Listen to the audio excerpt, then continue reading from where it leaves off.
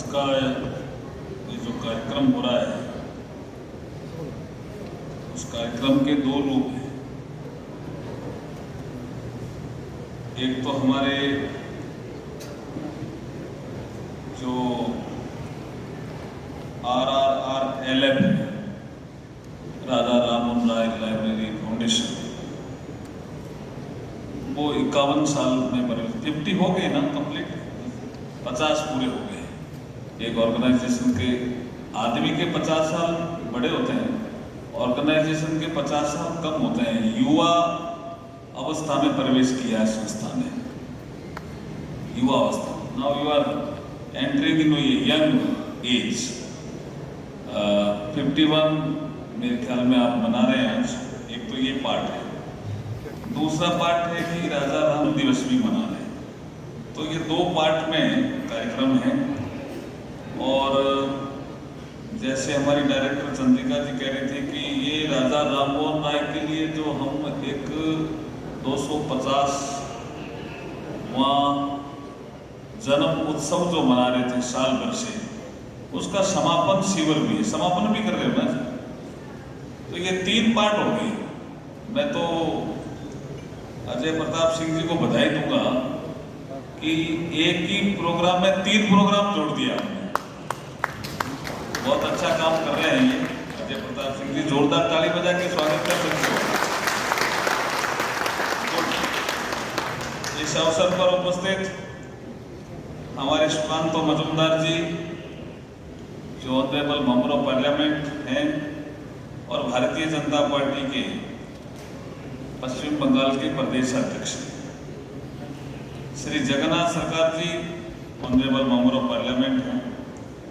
स्वामी बोध सरनानंद जी रामकृष्ण मठ के स्वामी जी हैं। भारत सरकार का जो मिंट है, बाहर एक दुकान लगी हुई है, आप देखना, उनके CGM हैं श्री रजत पॉल साहब। और एक हमारे जो पोस्ट ऑफिस का हम स्टैंप भी जारी करेंगे, उसके CGM साहब आए। और प्रियंका चंद्रा हमारे निदेशक मंत्रालय में, हमारे अजय प्रताप सिंह DG राजा राममोहन राय, मैं रंजन साहब, इनका भी बड़ा महत्वपूर्ण योगदान है। हमारे सुशांता घोष MLA साहब हैं। हमारे अनूप कुमार साहा, ये भी MLA साहब इस परिसर में बैठे हैं।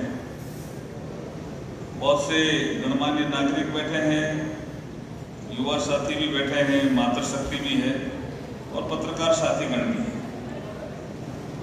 आज एक प्रोग्राम जो हमको बताया गया था, युग पुरुष ग्राहम मोहन, उनकी लाइफ एंड जर्नी, इस पे कुछ प्रकाश डालना है। अभी स्वामी जी प्रकाश डाल रहे थे तो मैं सुन रहा था। वो कालखंड था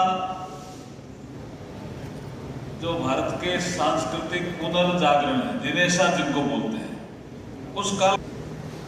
और उन्होंने समाज की स्थिति को देखा, महिलाओं की स्थिति को देखा, अंदर से जो उनको अच्छा लगा वो करने का प्रयास किया। इसलिए सिस्टम के वो विपरीत चले, जो सिस्टम चल रहा था उनके वो विपरीत चले। विपरीत चल करके उसमें जो कुप्रथाएं थी, जो सिस्टम में कुछ चीजें ऐसी प्रवेश कर गई थी जो राजा राममोहन राय के हिसाब से सही नहीं थी, तो इसलिए वो सामने खड़े हुए और चैलेंज किया।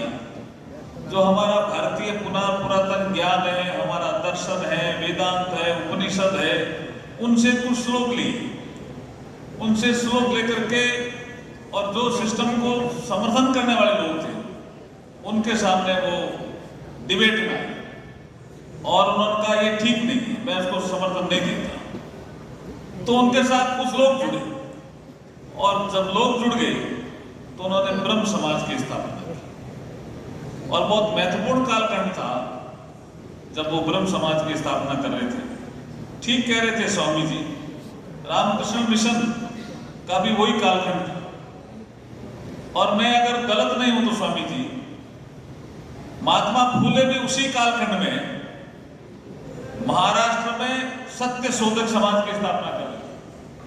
वही कालखंड था। विडो के रूप में क्यों रहे, दोबारा शादी क्यों न हो, वही कालखंड था। महिलाओं के साथ इतने अत्याचार क्यों जबरदस्ती पति की डेथ के बाद, ये सब चीजों का जिक्र उस समय आया।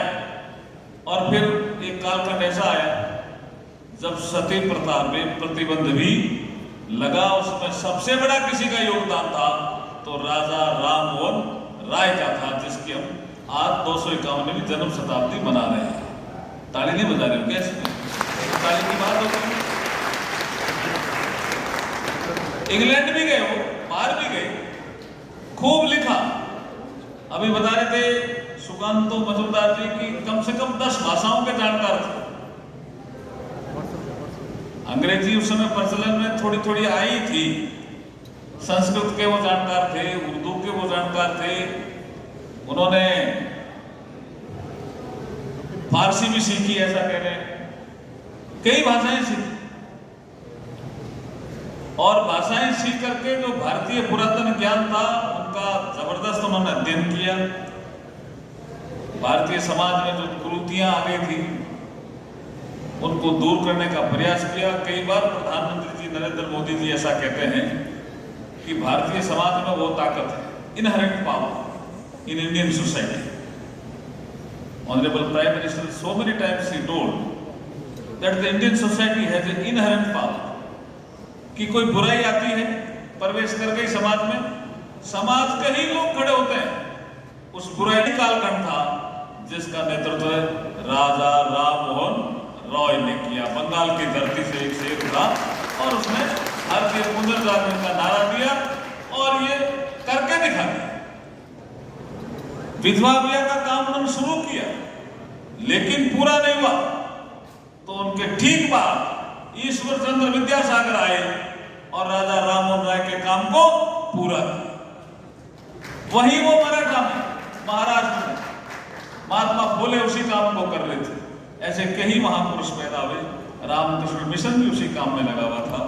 मैं इस अवसर पर अजय प्रताप सिंह जी ने जो कार्यक्रम रखा, मुझे चूंकि शाम को भी वापस लाना है, इसलिए ये कार्यक्रम शायद दिन में हो गया। पहले ये कार्यक्रम क्या वहाँ बाहर होने वाला था शाम को, तो शाम का कार्यक्रम का आप आनंद अलग ले सकते हैं। लेकिन आपने अभी सांस्कृतिक प्रस्तुति भी एक दी यहाँ पे, जिसकी शुरुआत आपने की अस्तोमा सदगमे तमसोमा ज्योतिर्गमे मृत्योरमा अमृतम गमे।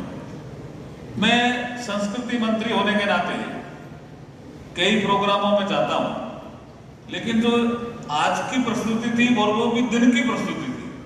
मुझे लगता है मुझे तो बहुत शानदार प्रस्तुति लगी। ऐसी प्रस्तुति बहुत कम देखने को मिलती है, बहुत कम देखने को मिलती है। बहुत ही सोबर,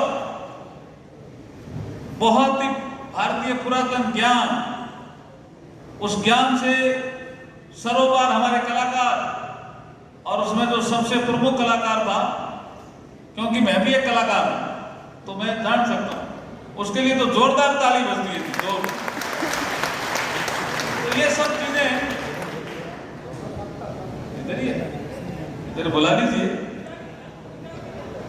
बहुत जोरदार ताली बजती थी उसके लिए। तो बहुत शानदार कार्यक्रम प्रस्तुत किया और जीवन का सार वही है, अस्तो मां सदगम तमसो मां ज्योति मृत्योर्मा अमृत है। हाँ, ये इनका शानदार कार्यक्रम था। मैं ताली बजा के मैं भी धन्यवाद देना चाहता हूँ। बहुत बढ़िया, बहुत बढ़िया। और बताइए भैया से क्या करें, कलाकार का हौसला बुलंद होना चाहिए। Thank you.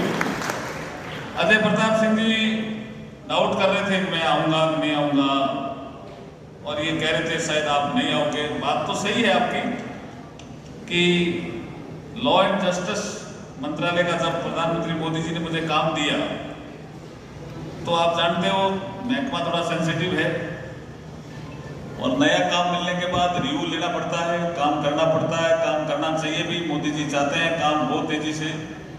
तो इस दृष्टि से मेरे कई प्रोग्राम बढ़ गए थे। लेकिन जब मैं अमित शाह जी के साथ यहाँ प्रोग्राम में आया था, सुकांत जी उसमें थे, उस समय आपने हमसे एक प्रॉमिस ले लिया था। उस समय मुझे पता नहीं मैं लॉ मिनिस्टर बन जाऊंगा जल्दी। उस समय अजय प्रताप सिंह जी ने एक प्रॉमिस ले लिया था कि 22 तारीख के प्रोग्राम में आओगे क्या? तो मैंने हाथ मिला के प्रॉमिस कर दिया था, इसलिए मैं प्रॉमिस पूरा करने के लिए आया हूँ प्रोग्राम में। पुनः इस सुंदर कार्यक्रम के आपको बधाई, बहुत बहुत धन्यवाद। जय हिंद, जय भारत। सुनकर देखो, सुनकर देखो, सुनकर देखो जी। ममता राहुल मोदी बोले, लिखे जितेंद्र जी।